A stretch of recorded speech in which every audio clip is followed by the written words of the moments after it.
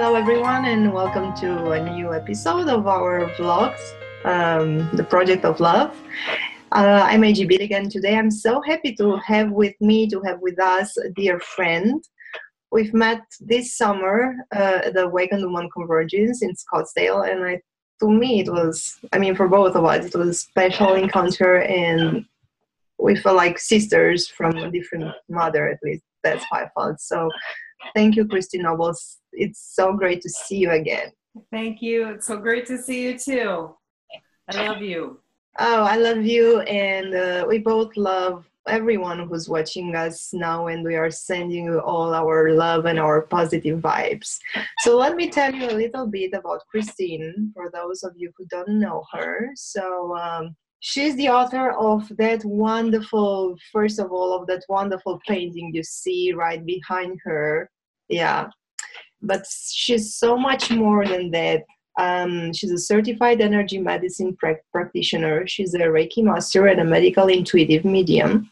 And for 8 years already, she has been helping people discover their own energetic abilities and how to harness the limitless power of the brain.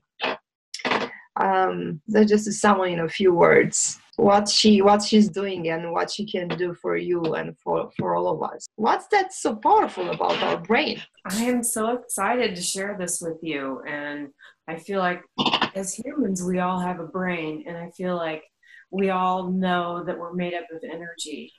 And so I feel like we all have a right to know, to understand how to flow with our own energy, like naturally.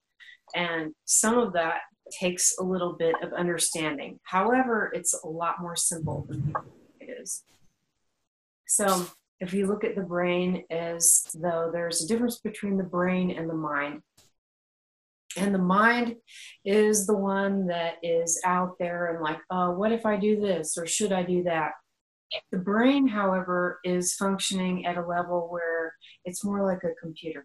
So we are these giant batteries walking around with these computers inside of us. And the computers are actually recording all the information around us. And they're recording our thoughts about everything that we're perceiving. And that's when it makes it even more interesting, is understanding how to connect that information to the fact that our brains don't really care about what's going on in the car in front of you if you're in your car, or our brains don't care about your relationship with your mom. All it really cares about is functioning for you. And so that's why self-care and why really focusing on doing this type of work is so important, is because it sets you free from all these other things that can get in the way. You said that we all have energetic abilities, and I want to talk about this, how we can discover and how we can make these abilities more powerful. But first of all, I want to know, how did you find out about yours? Did you always know that you were special, that you are different than other people, and how did that feel at the time? You know, I feel like we all are special in our own ways. It's about understanding how to share our light with others. And for me personally, I had a lot of intuitive abilities as a child, and I feel like I kind of shut a lot of that stuff off at a certain age and just like really wanted to try to be normal, excuse the air quotes. So a condensed version of my story is I grew up in a small Midwest town, and because I was born with certain abilities, it was just innate to me. So I didn't really understand that I had any abilities until I got older. And I actually went back to a high school reunion years ago. It was like a 20-year class reunion, and told some of my friends I'm doing this energy work now, and you know, I'm intuitive and I use it to help people. And I thought they would think that I was a freak. And to my pleasant surprise, a lot of people were just like, yeah, I mean, you always had, um, they're like, you used to freak us out at slumber parties and stuff because you could tell us things that there's no way that you could have known. And what I'm finding more and more as I do this, that it's not just me, it's that I'm in touch with these abilities and that a lot of people are not. And part of the reason why I'm here and I feel that my purpose is to help people awaken to these abilities that we all have. It's just that I knew they were there and a lot of people don't know. Why do you think, why is it important to awaken to these abilities, and how can they help us in our life and finding happiness? Part of that question is about understanding, like, when someone says, what is the meaning of life, or what is our purpose? It's about understanding that we all have a purpose and we all have this awakening that happens within us, and how to cultivate it and how to nurture it and how to let our divine self come through. Yeah, and that's a journey that may take different the different amount of time from person to person. So in your case, it started like how many years ago? It started because I buried it and I buried it and I buried it for years and years and years, and it made its way back up to the surface. And it's like, I was at a really low point in my life and having a lot of suicidal thoughts, and I had been fired from 7 different jobs. And it was like I was just trying to find my way and fit in, and none of it ever worked. So I did feel like a big failure, and I was on a lot of prescription drugs for depression, anxiety, sleeplessness. I know there's a lot of people out there that understand what that's like. And I just, every time I went to the doctor to get more help, I would say, hey, I'm having these suicidal thoughts again. So they would just give me more medicine. Or I call those drugs, like prescription drugs. I feel like that's a drug, whereas the things that are out there naturally occurring in nature, I feel like that is something that can bring us to wellness. The prescription drugs didn't ever help bring me to wellness or cure me. They just kept burying these gifts that I had inside of me, and they kept, it helped me to be able to fit in and try to have a 9-to-5 job and all that, but I couldn't do the work without the drugs. And that's a red flag that you're stifling your soul. And that's what I was doing. And eventually my soul's like, hey, I'm coming out whether you like it or not. and so it was about me really embracing that. And it was through I had a what would be clinically called like a nervous breakdown, and had to rebuild from there. And so I feel like this is not a job. This is my calling. I would have never chose this career path. Had you told me, 15 years ago, this is what you're going to be doing with your life, I would have laughed at. And now I feel really blessed, and like that we all have a purpose here. And part of mine is showing other people how to do this for themselves. And it's not as hard as people might think. Yet not everybody is born to be a healer, I think. So different people have different life purposes. So how can those who are watching now, and especially women, how can they find their life purpose? Well, I do feel like in a way we are all born to be healers because we're self-healers.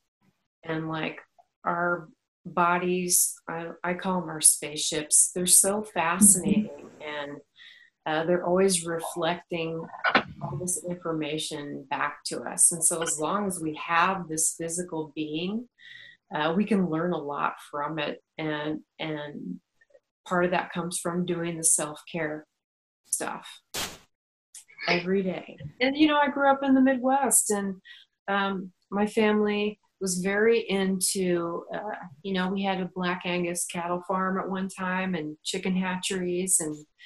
And so I was very immersed in those industries. But it's about, asking questions and being like, hey, what really is in our food? And I feel like if we really thought about half the things that we eat, we wouldn't eat those things anymore.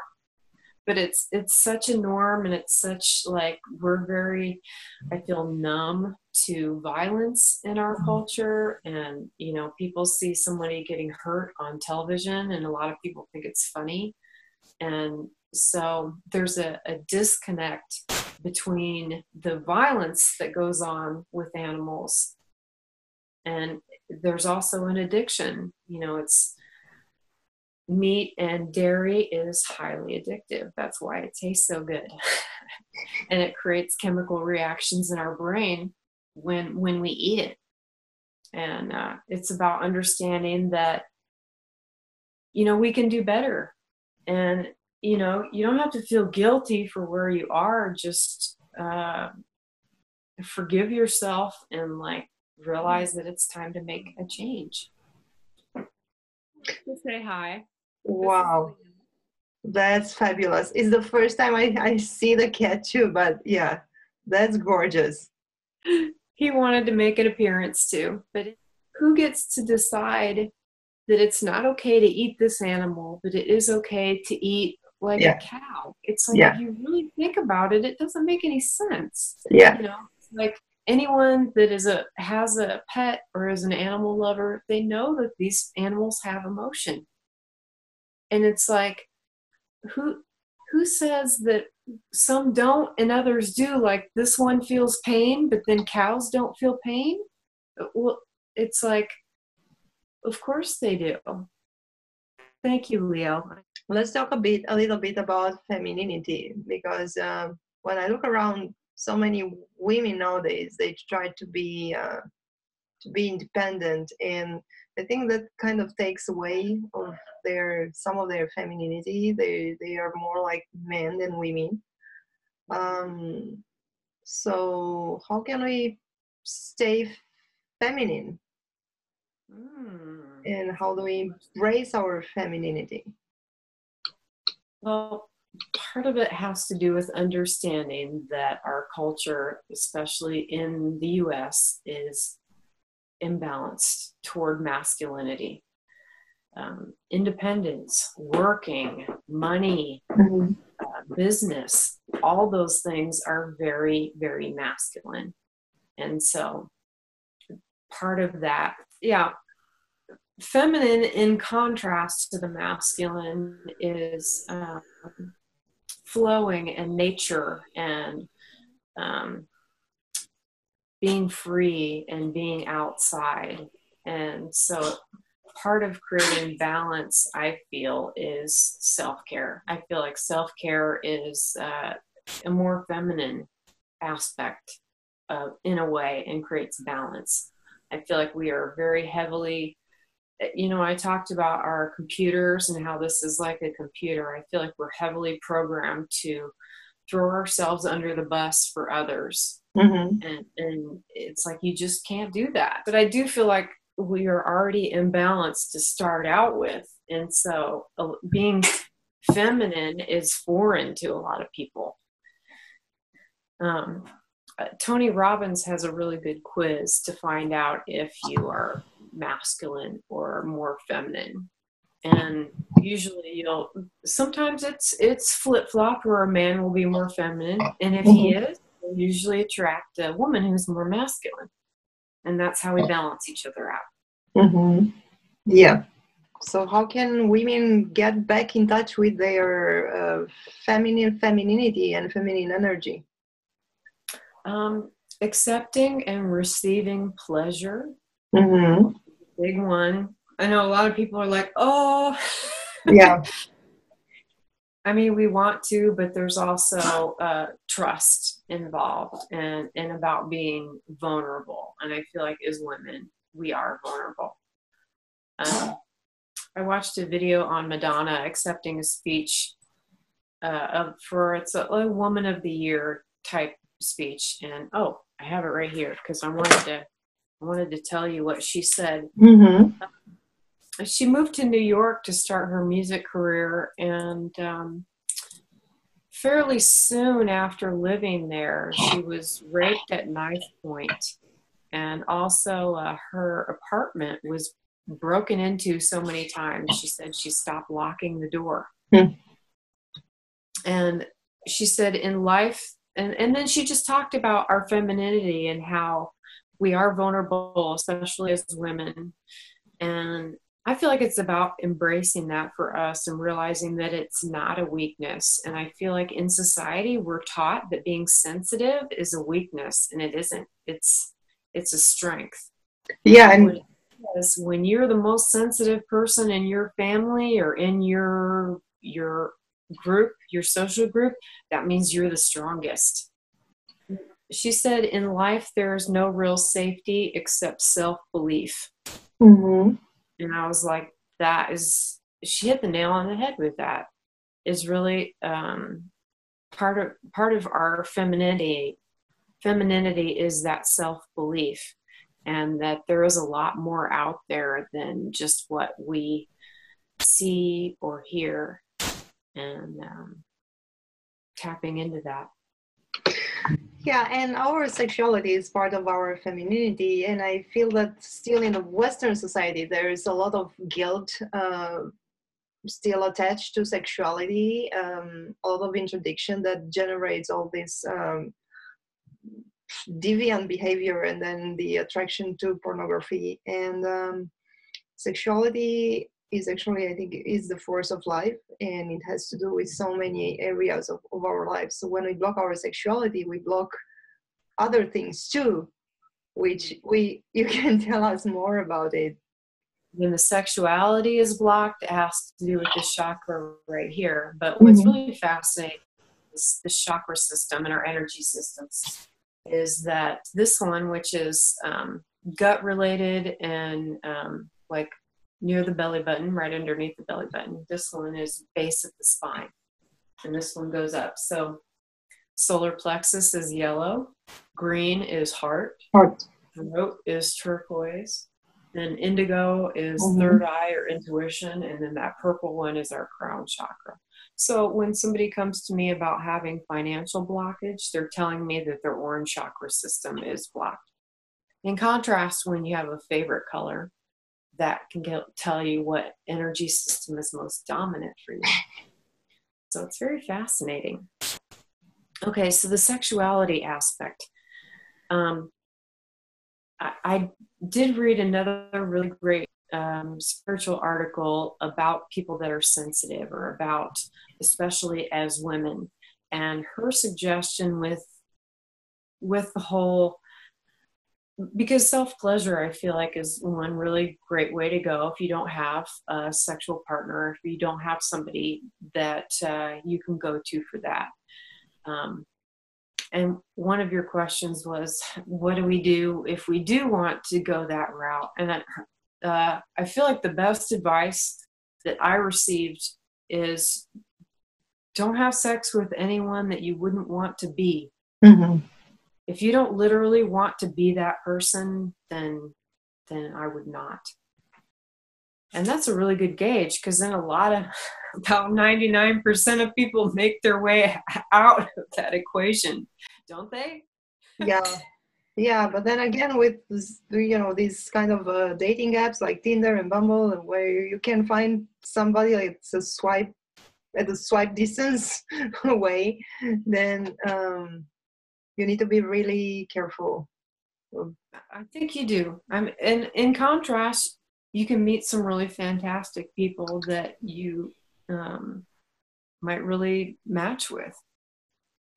It is. It's about, I've heard people say, oh, this app's better than that app, or Uh-huh. this site. It's not the app, it's you. Yeah. And when you're ready, uh, that person will find you.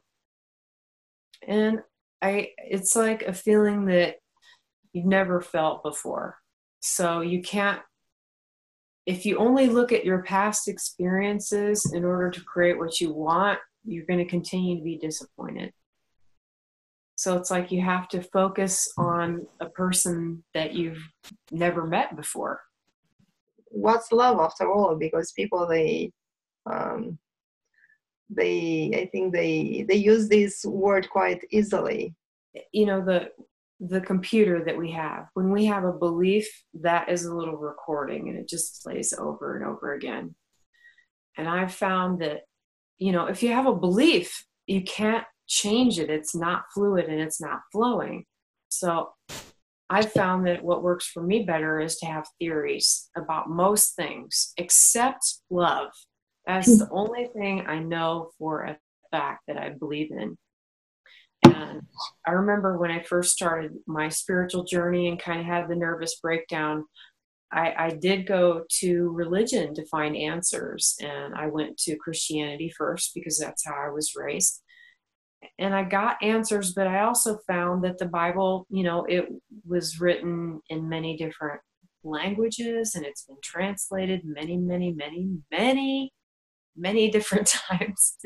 And I was at a Bible study where they actually showed an error in the Bible where it was just a name placement. They called a person by the wrong name.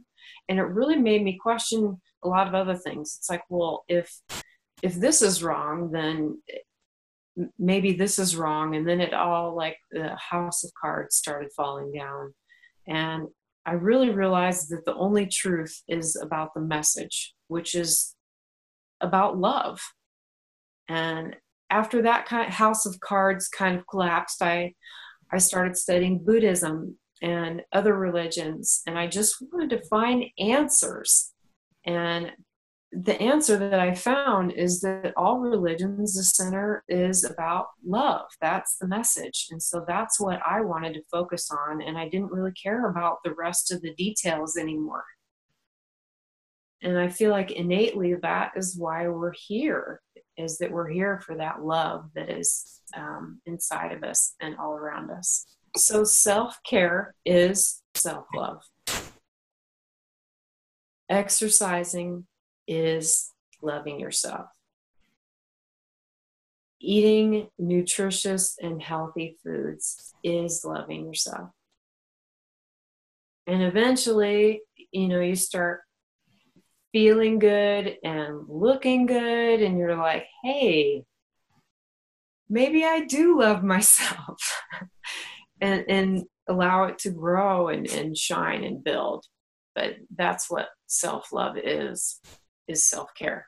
And our mothers, they might say, oh, you're so selfish.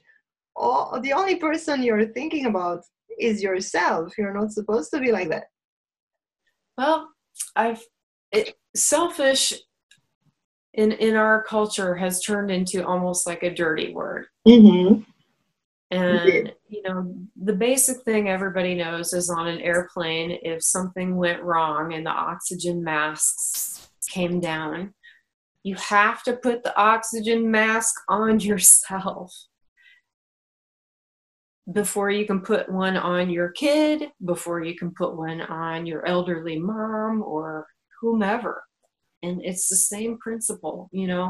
It's, if you look at our bodies like a school assignment, and you wouldn't work on your classmates' assignment before you'd work on your own.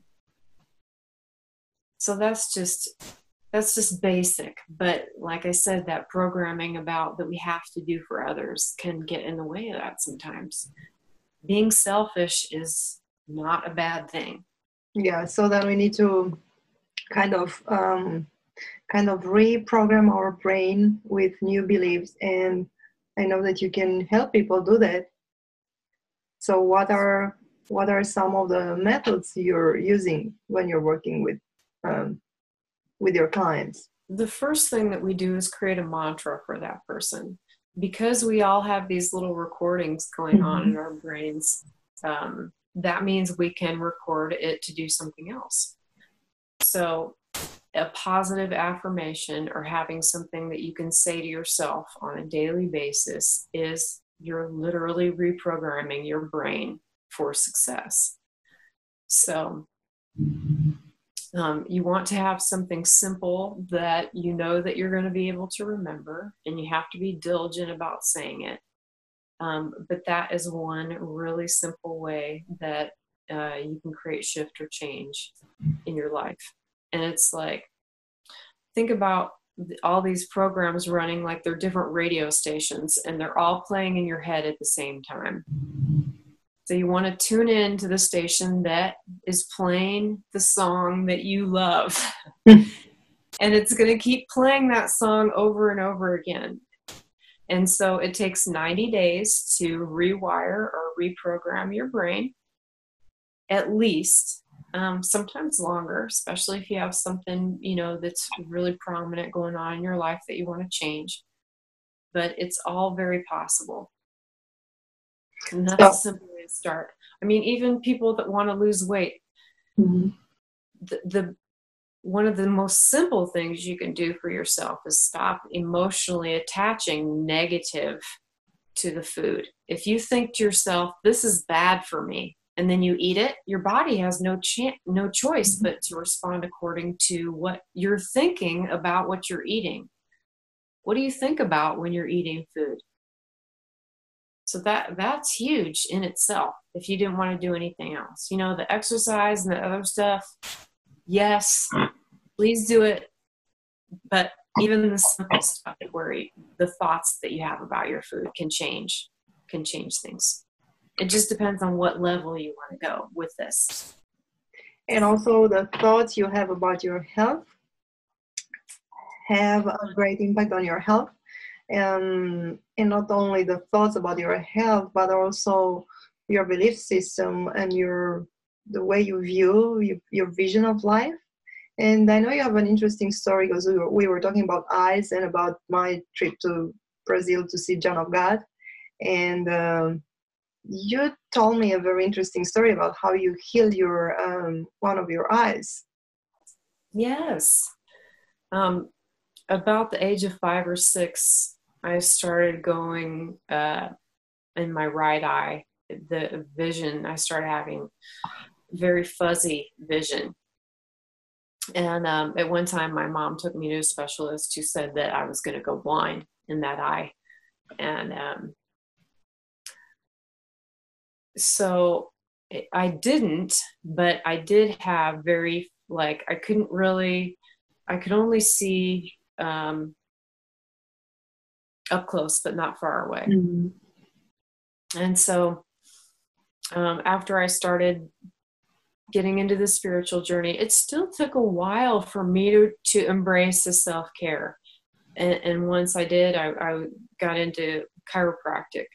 And so I noticed that from adjusting the neck adjustments, that my eyesight started slowly changing. And I was like, hey, I might be able to fix this. And so I started doing research. And I also found that a lot of people have issues with their eyes because of the muscles that surround the eyes. Not the actual eyeball, but the muscles around the eyes will either get too tight or too loose.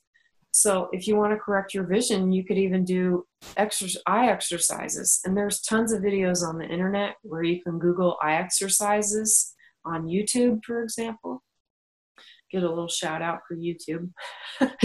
And that can help to correct your vision. So I did chiropractic and I did the emotional work. And eventually, it's not always 20/20, but I did notice that it changed, and it has gotten to the point where I have what's called natural monovision. So I read with my right up close, and I can still see distance, but it's super clear with my left eye. And so, does that make sense how it's monovision? I think owls have that too. Oh yeah. Their ears. Yes, yes. because they have one ear hole Yeah. that's like higher than the other one. And so it is, anything is possible if you really use that power of your mind, which it is so powerful, and the possibilities are endless. So yes. We are coming to the end of our meeting today, but let's not forget about those 3 questions you mentioned earlier. Thank you. I'm glad that this will be a good way to end, because I get a lot of people that come to me about financial blockage. Mm-hmm.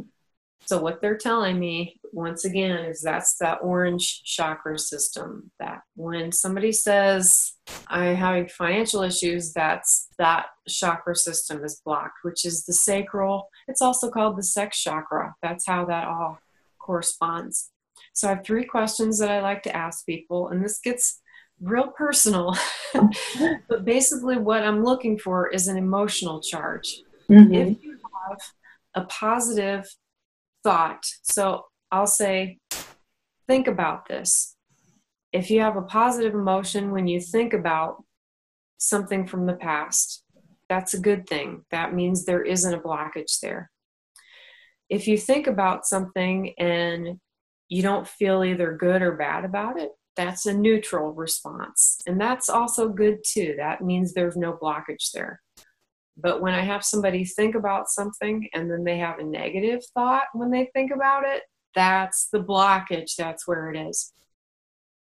So the first question I like to ask is about money. This is an easy one. Think about your first exchange that you had with money.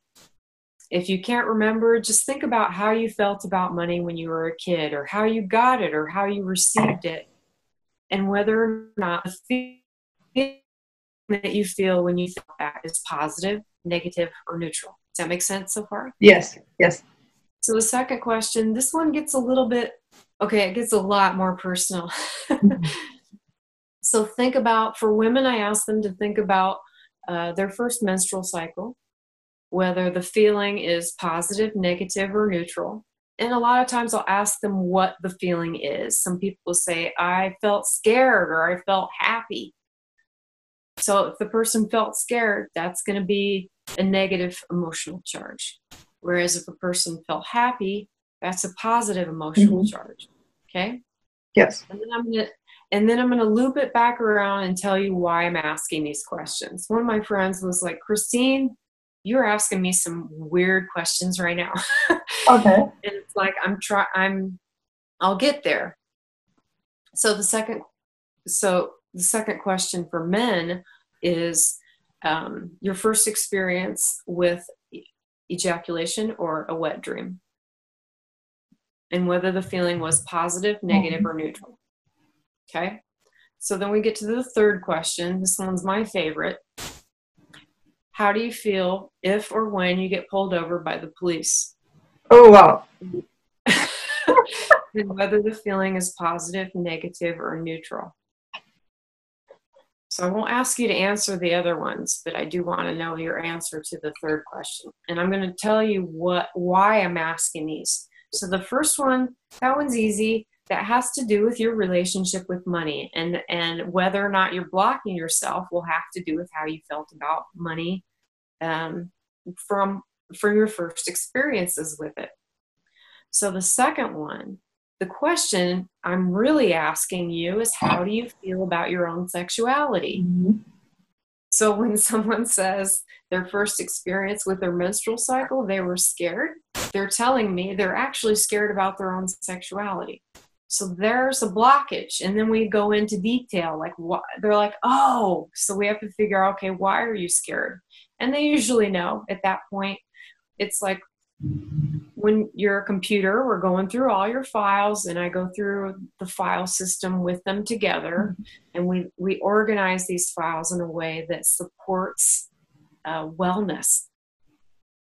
And it's about understanding how they all got like that in the first place. So the third question, the big one. So how do you feel if or when you get pulled over by the police?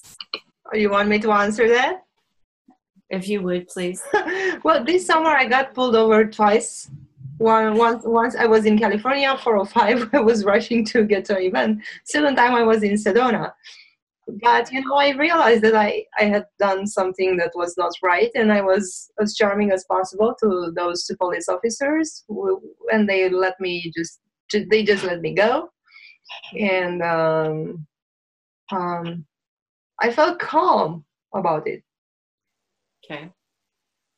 I would say that's more of a positive charge. Mm-hmm. So the question that I'm really asking you is, how do you feel about your own power? I felt that I needed to get away without getting a ticket, and that's what happened. But they were picking up on your energy. That's why they pulled you over. Yeah. That's another thing. The police lights, they flip our chakra system upside down. The colors are meant to do that. A lot of times what happens is it flips the chakra system so the person feels shocked. Mm-hmm. A lot of times shock happens first. Okay. And then the emotion shows up next. And for a lot of people, it's fear or nervousness or things like that. And so understanding that that's a reflection of us first can really help get you out of the emotional roller coaster that you're feeling from that. So then how do those three come together? So our sexuality, the money, sexuality, and our power. Creativity is the other one that falls into that area. But when we talk about money, sexuality, and power or authority, mm-hmm. and how we feel about our own authority, that's going to tell you a lot about yourself and how your energy projects outward, and then we attract it back. So you've worked with basically thousands of people throughout the years, and is there any story that comes to your mind right now? I had a client who was a rabbi, and he came to see me. He also worked in hospice, mm-hmm. So he worked with a lot of aspects of the grieving process and death, and he came to see me to cure his COPD. That's what he was dealing with, which is chronic obstructive pulmonary disorder. And a lot of people that have this, the way they describe it is they feel like they have an elephant sitting on their chest. Okay. And he was having a lot of issues with it. And he wanted to know, he wanted to cure it or get himself to a point of wellness. So if you want to get yourself to a point of wellness, you have to figure out how you got like that in the first place. That's the key to the awareness. It's like, well, I got like this because my brain recorded this information and then it kept playing it over again, and it played it back in his body. So usually always with my clients, I say prayers for them before I work with them, and I ask their ancestors and their angels and all their guides to help me help that person in whatever way. And so while I was meditating on this man, I saw an image of him as a child, about 6 years old, and he was being smothered with a pillow by his mom. And I was like, oh no, I don't want to tell him this. And so I asked whatever message I was receiving, I said, you have to come back because I really don't want to tell him what I just saw. And sure enough, while I was working on him, the image came back again, and I said, I have something that when I prayed for you, I saw something, and I really just don't want to tell you. And he said, well, you have to. I said, okay. I saw an image of you as a child being smothered with a pillow by your mother. And he said, you saw that because that happened. And I said, this is where this disease started. And he said, I felt smothered. And so he said to himself, because literally he was smothered, he felt smothered. And and then that kept playing over and over and over again in his mind, and eventually created this pathology or this disease. Because like I said, the brain doesn't care didn't care about his mom. It didn't care about anything going on outside of itself, because the brain is all about selfishness. And so that information reflected back to him. And so that's the first step to creating wellness or creating healing, especially when it comes to these diseases, is understanding how they got started. You know, in contrast, just one more little one. I did have someone ask me to read him. And I said, "Are you sure you want me to just do it right now?" And he's going like this. When he's asking, "Can you read me?" I said, "Why are you rubbing your shoulder?" And he said, "I was helping. You could tell me." And I said, your shoulder hurts because you feel guilty about your dad passing away. And he immediately got tears. And he said, "I do." And it's about understanding that connection. And he called me a year later. He said, "My shoulder never hurt after you told me that." And that can, in itself, just having that awareness can shift and change your life forever.